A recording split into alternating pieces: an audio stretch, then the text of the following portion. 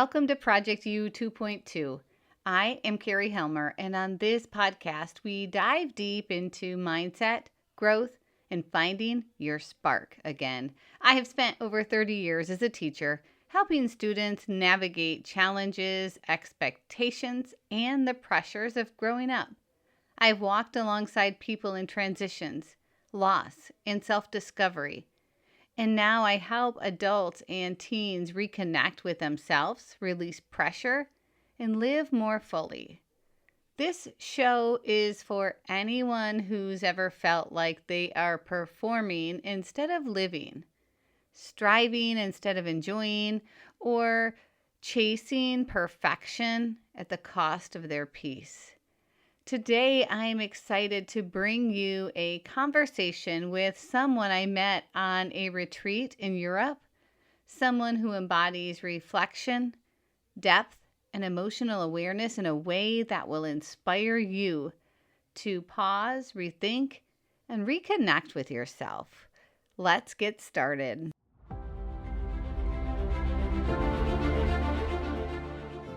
Have you ever looked or felt like you had it all together on paper, but inside you were exhausted trying to hold it all up? Straight A's, doing everything right, being the good one, the one teachers love, the ones parents don't have to worry about. But what if the very thing that made you successful is also the thing stealing your peace? That is exactly what we are talking about today. And the A in this episode doesn't just stand for grades, it also stands for anxiety. Because so often the pursuit of perfection, the drive to earn that A, is a heavy burden. Kelsey Hammock is 24, and honestly, she's one of the most emotionally aware and mature 24-year-olds I have ever met. She loves journaling, writing letters, really sitting with her thoughts and understanding herself at a level I didn't even begin to tap into until much later in life. She works in elementary classrooms. She's an American Sign Language interpreter, and somewhere on our trip to Europe, she got a tattoo. But more importantly, she started shedding a version of herself, the perfectionist, the one who did everything right, but didn't always feel free. And what this part has shaped her perspective is real life. Kelsey lost her dad several years ago. And when you walk through something like that, especially at a young age, it has a way of shifting what actually matters and how you choose to live.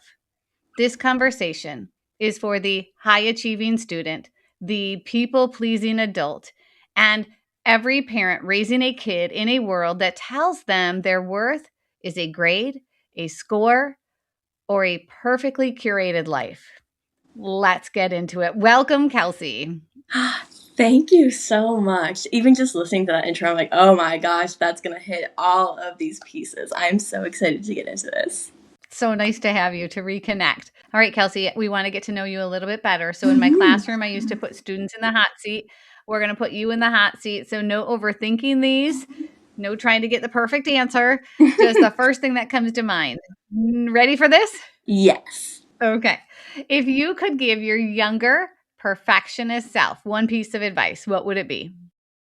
It would be encouraging her to release that pressure and be able to step out and recognize the accomplishments that she had made thus far. That just really encouraging an acceptance to where I was releasing that stressors almost for no reason. I think that's so important, even as adults. When we are overachievers, we set goals and we get there and we don't take time to celebrate. Instead, we find something else that's wrong and what's our next goal? And we're just so driven. So good advice for all of us. Okay, number 2, what's the biggest thing you've discovered about yourself through journaling? Because you're a big journaler. Yes, I believe I'm currently on journal number 43 or 44 since 8th grade, just going nonstop. And through that, I learned to have a relationship with myself. I learned how to label and identify my feelings, and that has truly helped me become such a self-aware person. But the other beauty to the journaling, not only what I've learned, but by having that recorded evidence, you can look back to an event and think through it through a different lens.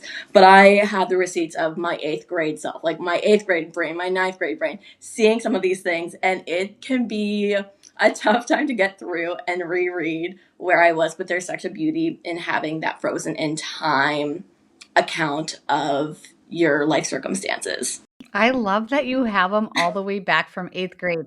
When I taught high school, my students would always love it when they had an I think it was an 8th grade English teacher who had them write a letter to themselves, and then they delivered it to them. They saved it for 4 years, and so their senior year, they would get these letters, and they loved it. They couldn't wait to, like, dig into the tea, who they were dating, who they liked, what they were into, and so do you have that record Yeah. yourself for all of those days and all of those years.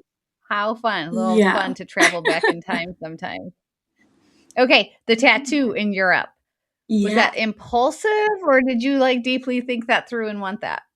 I feel like it was a good blend. The intention of four leaf clovers is really near and dear to my heart, of just growing up with such a presence of finding them between my mom and I, that I knew that I wanted that, but it was a little spontaneous to just decide, I'm going to do this. I know that not everyone in my life, if I'm like, Grandma, I got a tattoo, I have not. But if I did, like, there's not going to be that welcome acceptance from everyone. But that was almost that first step of accepting that this is what I want, and I can put my wishes and needs above what I think others are going to perceive me as. Mhm, so healthy. Yes, Mm-hmm. and I remember the stories about you and your mom and the clovers, so I love that it has some deep meaning with it. All right, Yes. how about one word your younger perfectionist self lived by, and then one word you live by now? In my younger years, and I have these like in a bunch of my diary entries, it's B equals failure. It That was truly my brain and my mindset. It was perfect. A 92 is like on the edge. A 90s, this, a B is failure. And where that was kind of my mantra back then, it has shifted into my mindset now is to release that grading and the numbers more towards excitement, acceptance, and just ready to go and give it your all. So it might be my past was um, quantitative and now it's qualitative. Hmm. I love it. Nice job. Mm-hmm. I want to talk about that actually a little bit more later. What's one thing you've been on a fitness journey? So, what's one Mm-hmm. thing about your body or your fitness that you're learning to appreciate or maybe challenge? I feel like a lot of disciplines in life end up bleeding together. And through fitness, in my years of trying and not following through, what has really shown in the last year has just been consistency. It doesn't have to be perfection. It doesn't have to be hitting all the levels, but if you're hitting enough, it becomes a sustainable change. And that's something I never had in my life prior until I showed up in gratitude and love. And that's really when results happened. Hmm. And isn't that true with so much in life that showing up with consistency is the key? Absolutely. It's really opened up my eyes to even just how I live my daily life, because the gym is a part, it's an hour and a half a day. But for the rest of my day, my life, those same mentalities still hold true. Mhm. Kelsey, I remember when we were on our retreat and you said something to me when you were one of the girls I just connected with so much. And we had a few little conversations just one on one. And you said, I got straight A's in high school, but I sacrificed so much peace for the pressure. So take us back to that version of you, like, what did a perfect student look like, and how did that pressure affect you? I really made my honestly, middle school and then high school self, my identity was straight A's. And I would just be nervous about tests, be over analytical on everything I was doing. I was in the honors classes. I saw that opportunity of feedback of a number as my worth. And so, any obviously, all of my classes had to be straight A's because that's what you could get, so that's what you have to get. And I had this black and white scale. I do find, and I look back to see a lot of my mindsets I hadn't yet developed, whatever psychological philosophy of later years through your stages, you become more grayscale, understanding ethics and morals in this. I lived my life very much in the black and white of it's an A or you did it wrong. It's this or that. It was very, if 100 is the potential of what you can get, that's what I should be getting. If not, I'm doing it wrong. And through that, I lived my school days in nerves and then my nights and evenings, and just I lived by the grade book. When you got your login to see on pinnacle.com, that was where I was going every day. I was writing, I have pages in my diaries about, okay, well, if I get 11 out of 12 on this test, then this is how this ratios to this. And I was just reviewing it to try to find anything to bring me back to my past. And one of my quotes was, if I get a C on this, I'll hate myself until I implode. Like, hello. Just some of the ways that a teenage brain can really latch onto one thing. It was proving my worth, and I didn't know how to do that only other than by grades. Where do you think that pressure came from? That's a good question. It did not come from my parents. It came from me.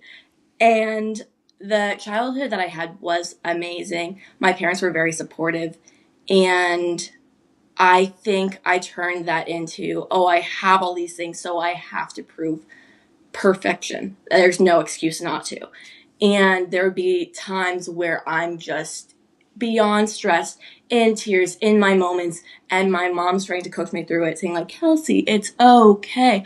I got C's in school. We're not, it's not this, it's not the end all. And I remember just like that internal roll your eyes because your mom's telling you something you're not listening to. um, Mm-hmm. but it just came from myself because I would find avenues of where I would go 100%. And that was in my grades where I didn't want to I wasn't ready to have that attempt of something, maybe have that consistency and not show up as perfect, or I was scared to fail. One of the categories that I knew I could succeed in was my grade. So that was just my end all be all. It goes back to that journal entry that you saw back then, how B Mm-hmm. equals failure. And it becomes, I think, this habitual pattern where that's your identity. And Mm-hmm. I saw that so many times during my teaching, and especially in high achieving girls, because they were the ones who didn't break the rules. They didn't fall apart. They like held it together outwardly anyways, Mm-hmm. and then they performed beautifully. And you love those students, but then you also see that internally they're the ones who are managing anxiety. They have so much pressure and usually it's self-induced. And I think some of that is birth order. I've studied so much about birth order and being a firstborn and then an only Mm-hmm. child. It's like firstborn on steroids. So, but it's a constant feeling of don't mess up. Mm-hmm. And the dangerous part is, I think, is that the world rewards us for that. Yes, that is something that you see time and time again, and the way the classic classroom structure is, sometimes those students then just go unnoticed. And one thing that I've loved being in my classroom this year, I'm in fourth grade with an amazing teacher, and she really emphasizes sitting there looking pretty, looking like you're paying attention is not going to give you the stickers, is not going to bring you there. I want you to be raising your hand and be wrong. I want to embrace that because you should be included and not so fearful of raising your hand and having the wrong answer. We want to foster learning, not just foster complacency.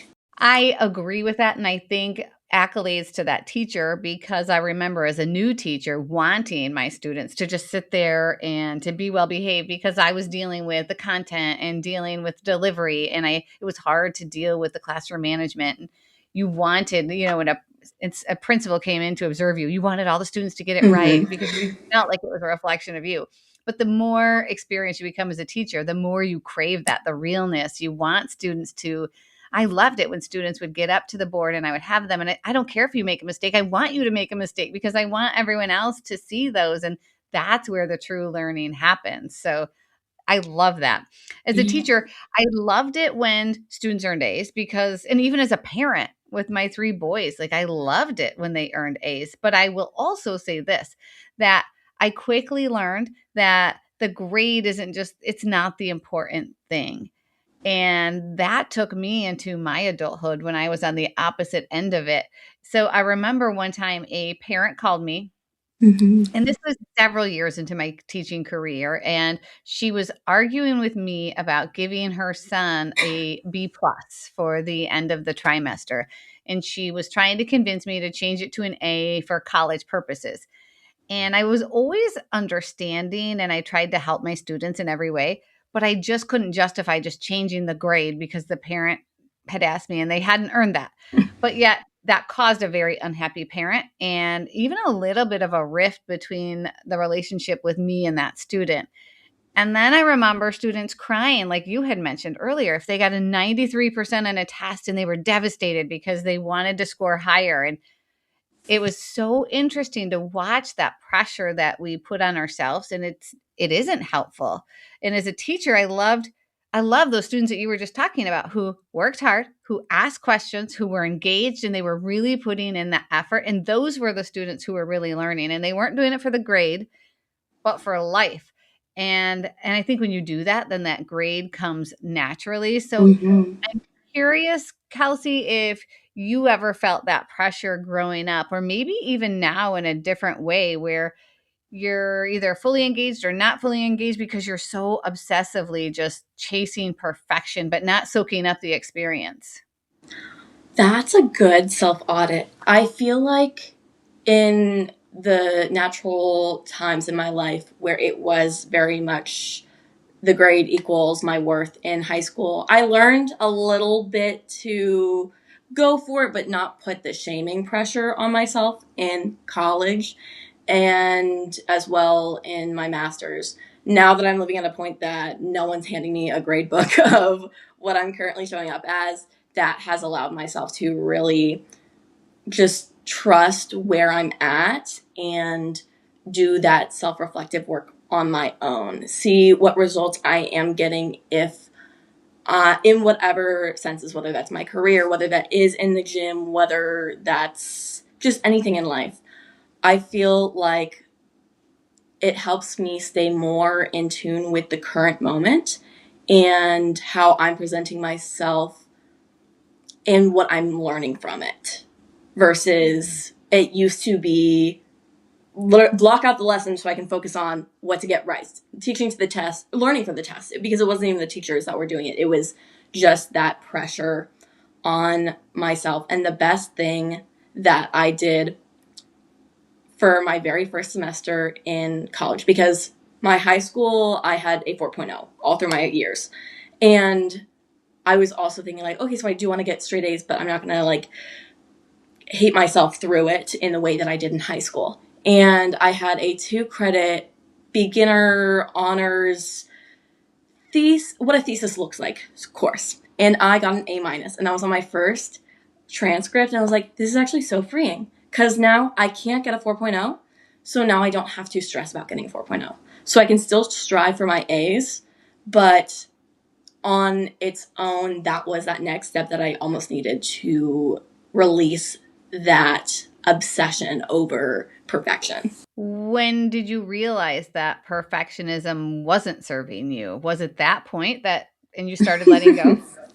It was a process of really learning how to let that go and unprogram everything that I had just tunneled myself into.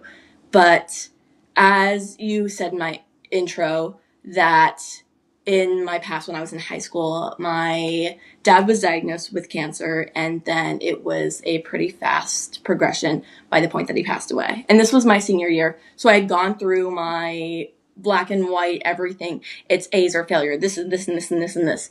And it was in my senior year. It was about March, April, May was the timeline. And he had gotten the diagnosis. It was a week of things just didn't look right. I didn't know what I was looking for, but something just didn't seem like I could rationalize it. And I had asked my mom, "Oh, by the way, what stage is it?" And she had told me it was stage 4. And so, as any teen does, that night I go into Google. Google is not the place for me to go and really learn my first steps of things. And so that next day of school, I was just in this state of fight or flight. I was not engaged. Anything was just in one ear, out the other. I was just tunneling in my brain. And my last class was philosophy. And we had watched something also existential in that class. So by that point where the bell rang and I was on my way to go home, I was just in this well of tears. I was kind of on the brink of that breakdown. And my friend and I then go into the cafeteria, which is kind of just the hodgepodge of everyone going to their bus lines, going and packing up their lockers. And I'm in this moment of having a full on breakdown saying, "Oh my gosh, he has cancer, stage 4, he's not going to make it. Wow." And it was this pounding moment of nothing matters. I've been pouring so much energy and sacrificing my peace for something that is so minute. And meanwhile, my friend, as what high school role is, she's like, "You're crying. Let's go to the bathroom." I was like, "It doesn't even matter. Like, this doesn't matter. Nothing matters. I don't care that I'm crying. I don't care that people are watching me." It was the most freeing moment that something clicked that. It was nothing matters. The failed test, the this, that, like literally nothing feels as emotionally heavy than when it does in that moment. It doesn't need to be this large fight or flight, anxiety inducing anything in your body if that's not going to serve you. So that was almost this renewed day that I was able to go home, realize, okay, so it is what it is. This is the most important piece of my life, is soaking up the time that I have with my dad. And it's never a pretty story the way that cancer ends up happening and really just taking over. But being able to regain myself was such an important piece and really helps me continue on to who I am, have that self-reflection, become self-aware, and be able to take hold of how I want to live my life, not how I want to show up for others to think of me as. That's heavy and that's a lot to process, but what a key pivotal moment in your life to a whole new way of approaching the expectations, the perfectionism, and just for your growth. And I think that shift is so valuable for us to learn from without having to go through the grief that you did with losing your dad, and that you just learn that energy when it does come from pressure, you have this tight feeling, and the energy from your confidence instead, when you flip that, just Mm-hmm. expands your life so much. I think when you are like, you stop putting that perfection on a pedestal, how you said, like, okay, I didn't get that so now there's nothing to strive for. It's Yeah. impossible for me to get a 4 point. I think you become a little bit more productive and a little bit more at peace. And that's the paradox that I think is hard for people to understand.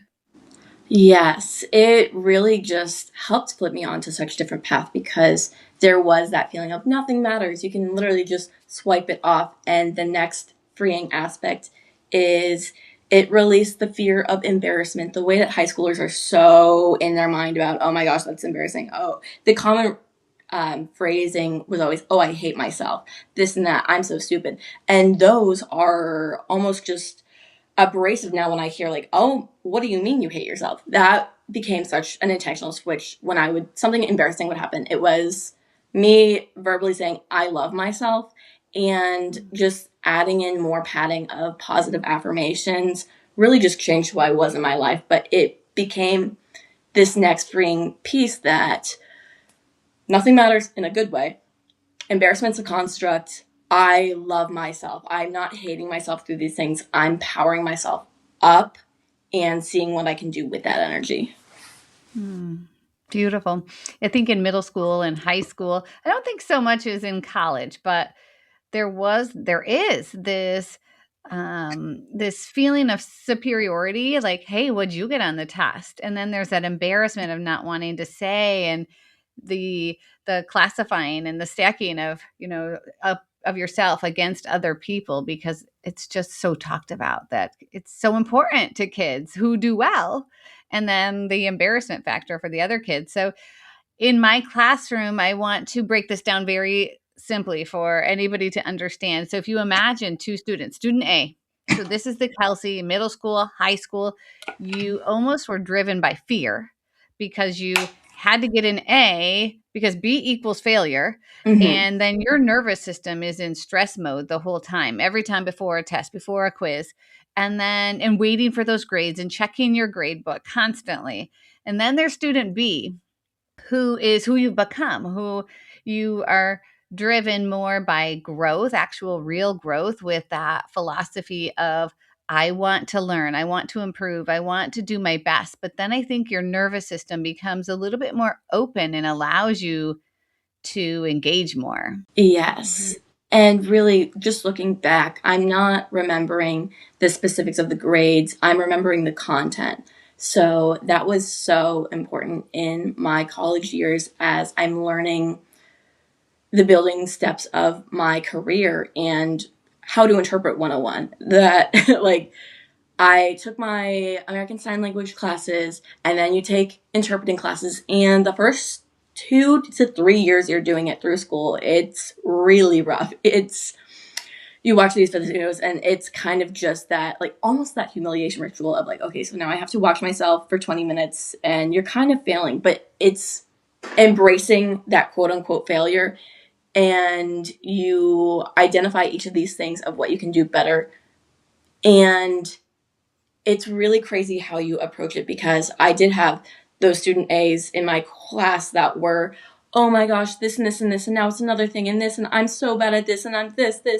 And it's coming from that negative mindset that they've been harping on themselves, versus taking that piece of criticism and knowing how to better address it in the future, having that opened up. So I became the student that I was putting my hand up to go first, because let's get it while I have this energy, rather than sitting back and letting it fester into anxiety or worry. As I've worked with students and continue to work with students, I see that their brain just doesn't process as well when they're in that chronic stress mode, because that anxiety blocks creativity. It blocks your memory and problem solving, and they just like want to get it right and they want to memorize it, instead of really, because they're just chasing perfection. And so it's so fun to see when students and even adults flip that, and they truly engage more, and they're asking questions, and they, like you journaled, you reflect, and those are skills are so important that no grade can measure. And it's that self-awareness, the emotional regulation, your internal confidence building, and those are the skills, not the algebra skills, but those are the skills that you need to carry you through life. Yeah, I think there is such a beauty in embracing that. I don't even feel like it is failure, but being able to do that self audit, to be self aware on how you're reacting, where that's coming from.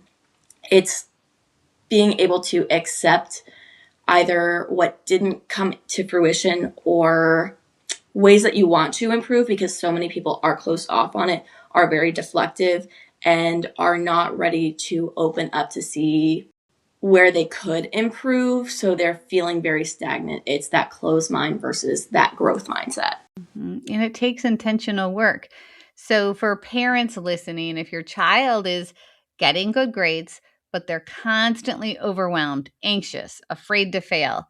I think this is your signal. Don't push harder. We know what happens there, but just to get curious, maybe, and maybe even introduce some things like the journaling that Kelsey has done, the reflection, or just some open conversations. Because I think what I see in Kelsey is what happens when a young person just learns how to understand themselves and not just perform for the world. And I think that's the goal in not raising a perfect student. It's raising a self-aware, resilient human, which is, I'm so proud of you because I feel like that's what you have done and that's where you are now.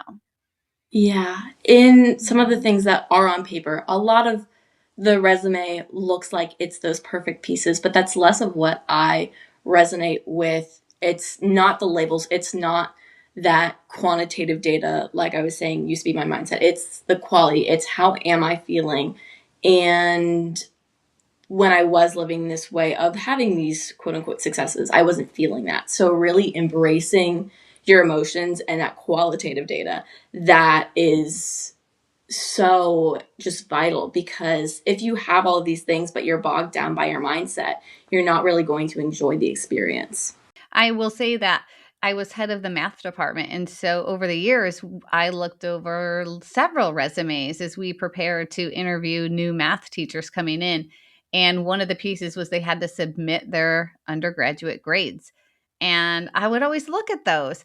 And they do paint a part of a story. And if you saw someone with all A's, it did kind of raise a red flag for me, even though I was very much like you and wanted all A's. I had some B's. I didn't wasn't quite the four, but in my master's degrees, I had all 4 points. And when you look at that, it raises some flags like, wait a minute, they're either maybe boring or maybe they're so tightly wound that they don't work well with other people. So when you saw some B's in there, even some C's, you're like, okay, maybe they also, they struggled, they're real, and they, learn from that. And so it is interesting because Mhm. you see that, like the anxiousness that comes from that, and letting go of that perfection is, I think, what helps us actually be more successful. So what would you say for someone listening right now, maybe a high school student, even a college student, who knows they have those high expectations for themselves, but they're anxious and they want to let go, but they're scared to, because that's their identity, and they're scared to let go of that perfection because they think that's what they need to do to be successful. Mhm. Yeah, I would say, as a blanket statement, take the class, because I there were many times where I'd look at the courses and I played it safe because I wanted to get my A's. So I did not that I had a love and passion for calculus, but I didn't go up into the taking the more math classes because, oh my gosh, what if I got to be in calculus? No, thank you. I am now on Duolingo to learn Spanish because I didn't take Spanish in high school because I was scared that that would be too much work on my load and I get a B.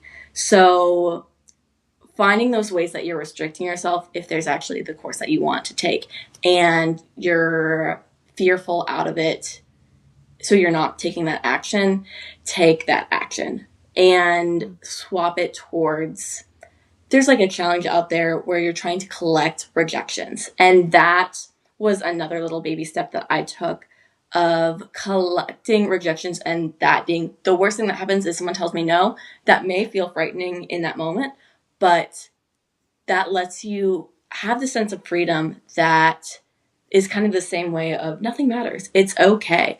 The worst thing that someone says is no. No one died over this. And that as a mantra really just freed me up. So it's allowing yourself to take that next step and center yourself in your feelings, not your accomplishments. I'm so glad you brought that up because it triggered something. You said to take the class even if it's not going to get an, you think maybe I'm not going to get an A, so maybe you took calculus, maybe take calc 2, calc 3, who cares? And it was something that I really preached to my pre-calculus students because they had heard that AP calculus was so hard, and I said it is. I remember taking calculus for the first time and it felt like a foreign language. I said, but if you take it now, you have all school year to learn in high school versus going to college and having one semester and learning at an accelerated level. Who cares if you don't get an A? Get the experience. And so maybe it's not taking AP calculus for everybody, but do things that maybe you're not going to perform at the highest level, but it's okay because you're getting the experience. So I love that you said that.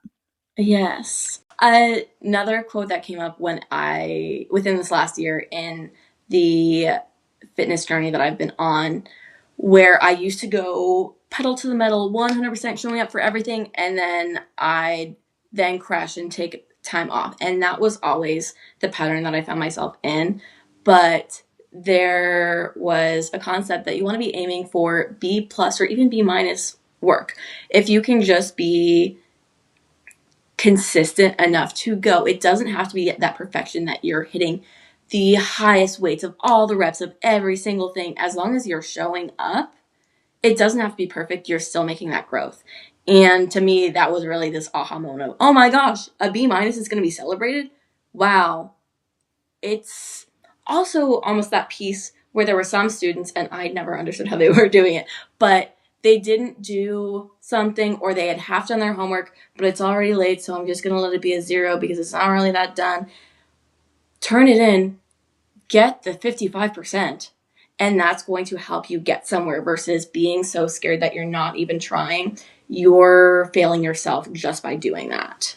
Very reflective. And I think that is true with so many things outside of life. If you're on a weight loss journey, you might get to your goal weight, but then you start not really celebrating because then you start picking up on like stretch marks or the loose skin. Or I have a client that I'm coaching, and she rated one of her wheels of life that we looked at as a 2 when we started.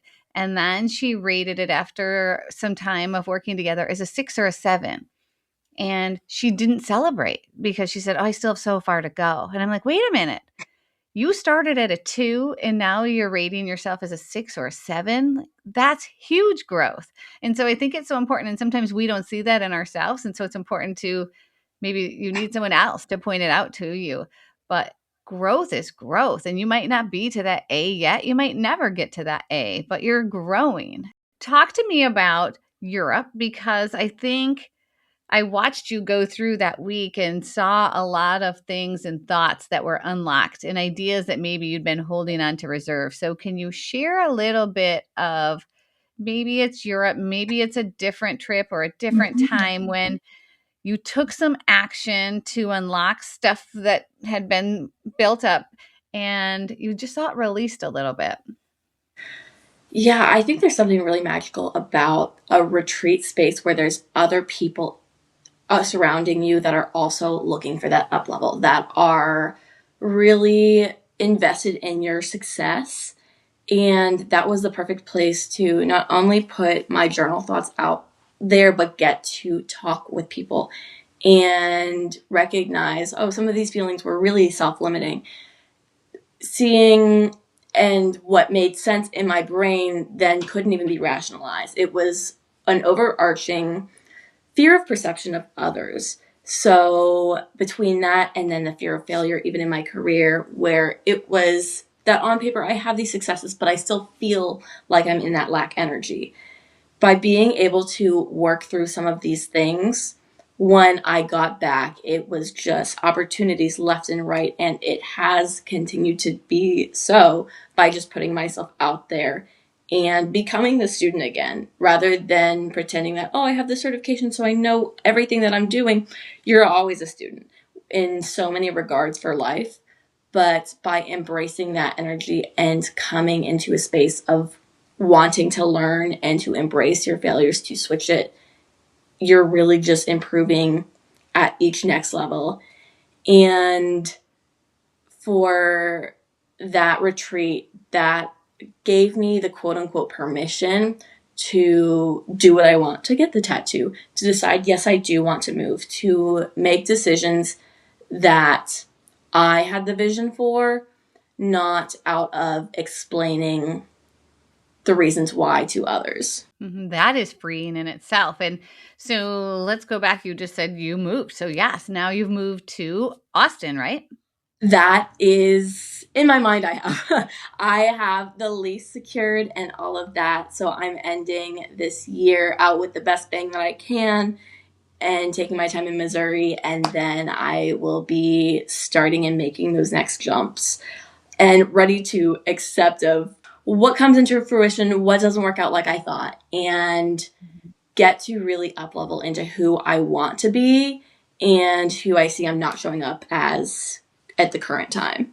Sometimes I think good growth does come from pushing outside of your comfort zone. And other times you don't have to turn your life upside down and move across the country to do that. But you're even doing intentional things right now with you're pursuing some interpreting services for Mm-hmm. recording media content. And I think that's huge. So tell us a little bit more about that vision and why it's so exciting for you. Yes. So, as a whole, a lot of my growth has come from podcasts. Just getting to plug into so many resources, that has always been the backbone of continuing to encourage me and reflect further, come up with habits and mindsets versus where I be in a book, as soon as I close the book, those thoughts are kind of starting to fade. Whereas podcasts, I've just really embraced and can dedicate as helping me to be who I am today. And I had already made the decision, yes, I am going to be moving to Austin. Oh my gosh, this is kind of crazy. I don't know how to explain this to people because I have a good life here, but I have the vision and I don't need to explain that to other people. I can just walk through it confidently and take that step. And it kind of clicked towards me where there's a lot of opportunity there, both in an amazing deaf community, but also a lot of those podcasting content creating spaces. And in the deaf community, there is such an amazing group within there and many videos and a lot of information, but sometimes those realms don't bridge. So the podcasting space, as much as I've gained from that, would I really spend as much time and learn as much by pulling up transcripts in a second language? That opportunity to produce content in their first language really is such an exciting drive for me. And it's something that has not yet come to the full of the fruition, does not have steps 1 through 50 planned out yet, but it's almost that test to take what I've learned and be ready to fail, be ready to get those rejections so I can gain knowledge and those successes that I can see and really be in tune with my feelings for how to poise myself forward of who I want to be and who I want this venture to what I want it to become and just who I'll be as that future higher self, Kelsey. It's interesting to listen to you because you said steps 1 through 50. Now, most people with a plan aren't going to have plans 1 through 50. They might have 5 or 10 steps, but because you come from that perfectionist background, it was 1 through 50. But I love what you said. You're ready to take the leap, even though you don't have 1 through 50 figured out. And you are ready to learn by failing because as long as you keep getting up, and not quitting, you're not going to fail.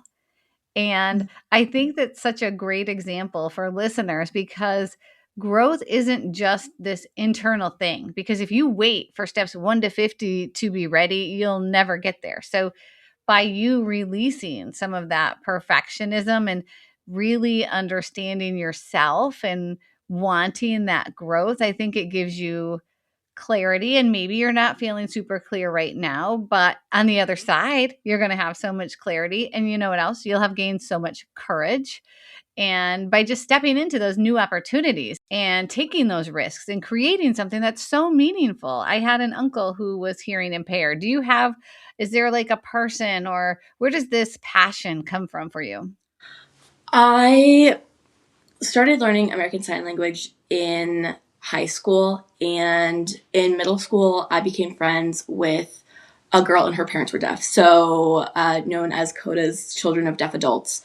We went to the mall and her mom's chaperoning, and I couldn't communicate that. I remembered thank you and sorry, and that just felt so limiting on my end because truly in what American Sign Language provides for deaf people, the barrier becomes that other people don't know the language.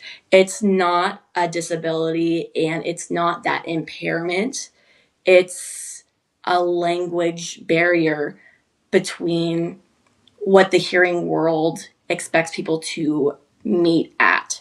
So within that, the role of someone that knows American Sign Language, an interpreter, is to really advocate for that equal access, that equal opportunity. So anyone listening to this, one of the best things you can do is learn even your finger spelling. If you see any events, to be able to tap in and just learn your basics, because that then allows you to provide that access and tap into a whole community. So there's a vision of what can be worked with in it. So I pride myself on having just gone deep diving in my high school career with my Coda friend and her parents. They truly helped me become fluent, and it wasn't just an ASL 1 and ASL 2 class in high school. It became my livelihood. Hmm.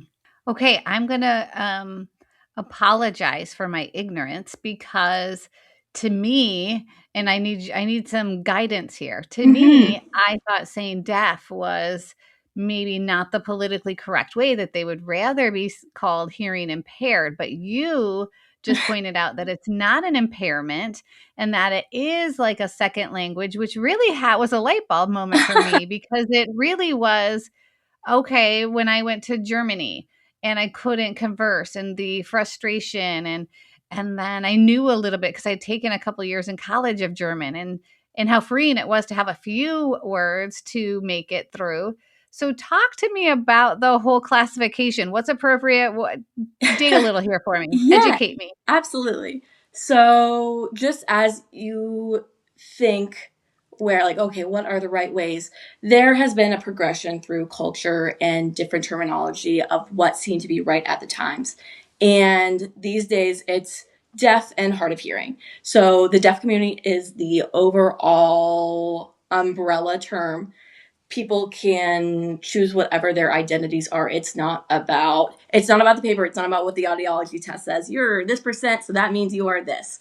And there's an identity, and there really is a pride in it. So impairment is not a term that people typically adopt. It's more these days viewed as a negative because a lot of deaf people feel this isn't a disability, this isn't an impairment, this is who I am. There's such pride in that because that language is such a beautiful thing. That culture, that community, that everything is such a prosperous environment.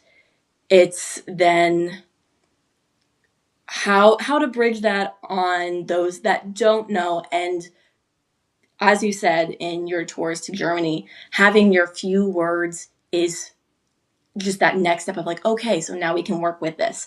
So it's really exciting of just the prospects of whether it's in what I'm doing as my interpreting job versus what this business could be and just really the impact. So I'm very excited with that and uplifting the deaf and hard of hearing community. Hmm. Kelsey, that was so beautiful, and I appreciate your thorough explanation. And it really just is beautiful to me because you're right.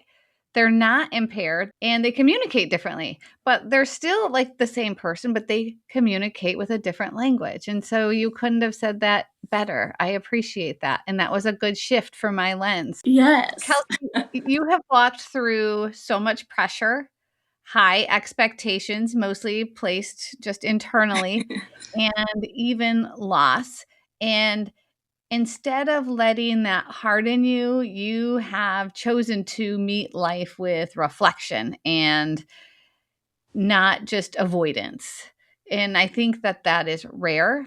You're this beautiful light in the world What does your life feel like now compared to maybe middle school or high school years? It feels limitless. It really is just this excitement of I get to create whatever I want it to be. What do I want my life to look like?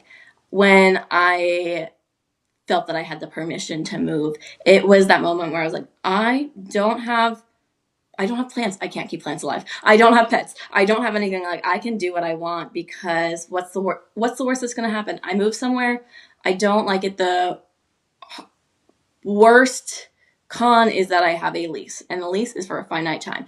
I just really have this growth and excitement mindset currently, because it's so freeing that I get to build the life that I want. Whereas back then, I didn't even know that I could do that. I just knew what was put in front of me, and I knew I wanted to succeed. So I felt like I had to match the hoops that were presented in front of me, versus getting to be in my own sphere and build up whatever I want it to be. For those listening on audio, I wish they could see you because it's so much fun to watch you speak. And Kelsey, you can tell she does sign and interpret because her hands are moving all of the time when she talks. And is it hard not to just bust into signing while you're speaking? It's a lot more of gesturing where I'm not fluently signing at the same time as I'm speaking, but it's become a habit where it's just putting my hands up to add the visuals. So it is very clear that I'm an interpreter once you meet me. And I think it's so interesting. You said there isn't a sign, what do you call it, gesture for podcast. There is no ASL sign. It's something that's finger spelled, so you're just PODCAST, because that is really an untapped network. There's a lot of signs out there. There's a lot of words that are reserved for finger spelling, but sometimes when there isn't that importance in the culture yet, it's reserved for finger spelling, because why create it when there's not even that bridge yet? It's kind of the goal for bridging that, creating access, allowing those same benefits of what I've received from the podcasting world, of the self-development world, because there are those barriers up. So it's truly a whole community to be able to tap into and to get to receive those same benefits. I'm so proud of you. And for listeners, I'm so excited because Kelsey is going to take this podcast and she is going to do sign language with it and interpret it. And we will release that video as well so that the deaf community can listen and hear our message. So beautiful. So I know this is a new venture for you, Kelsey. So where can Mm-hmm. listeners find you and all of your new work coming up? Okay. At the current moment, we're still thinking of the name. We're still figuring it out. But you can find me on Instagram at this point as Kelsey Hammock. Also on my TikTok, I'm trying to bring things out, and that's also just the point of let's sign these videos so it's in that language and I can add in those captions. If I would be posting something with my voicing in English, that's then something that is interpreted, because I need to be walking the walk if I'm talking the talk and really showing up and providing that dual access. So at this point, search up Kelsey Hammock, but more to come and more that you'll be seeing in the near future. Okay, and one little coaching plug here for you. I don't want you to overthink the name of this so that it loses its momentum. I hear some of that perfection. The name isn't there quite yet. It's coming. It'll be there soon. So Yeah. to everyone listening, I want you to just ask yourself one question. Is there a place in your life where you are performing instead of actually living? And what would it look like to let go of that constant pressure so you can live from a place of confidence and self-awareness instead of anxiety and stress? And if you're listening, someone comes to mind, your daughter, your son, a student, a friend, please send this to them because the A isn't worth the anxiety. And their life is meant to be so much bigger than that. This is your invitation to come back to yourself. If anything in today's episode landed with you, maybe the pressure to be perfect, the worry about what others think, or wanting to feel more confident in your choices, You don't have to navigate that alone. Sometimes having a guide, someone to help you untangle those thoughts and level up your life can make all of the difference. And that's why I offer one on one coaching to help people build confidence, trust themselves, and start living their own terms so they can have a life filled with joy that is more aligned. Message me if you think one on one coaching could help you or your teen. Kelsey, thank you so much for your honesty, your depth, for educating me, and for your heart. Carrie, thank you so much. This has been amazing, and I've loved getting to listen and really benefit from the podcast and everything you're doing. I have adored you from the moment we met, and I think you are just living proof that you can be driven and have that peace. And you are reflective at such a young age, and you're still growing, you're still pushing yourself. So successful without sacrificing yourself. It was such a pleasure to have you on today. Thank you so much. Thank you.